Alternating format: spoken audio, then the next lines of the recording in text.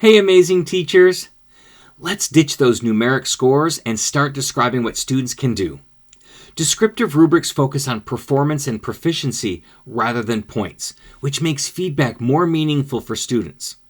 Instead of writing 8 out of 10 for a speaking task, try something like, you included great details and clear sentences. Next time, work on using connectors like y or porque for more fluency. This simple switch shifts the focus from scores to growth and helps students see where they're excelling and where they can improve. Now here's how you can create a descriptive rubric in minutes. Start by identifying the skills you want to assess, like vocabulary use, sentence structure, and fluency.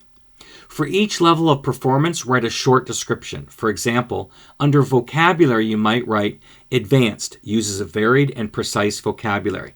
Proficient uses a range of vocabulary with some repetition. Developing uses basic vocabulary with limited variety. When students see these descriptions, they'll know exactly what they're achieving and how to grow. Plus, you'll have a clear, consistent way to provide actionable feedback.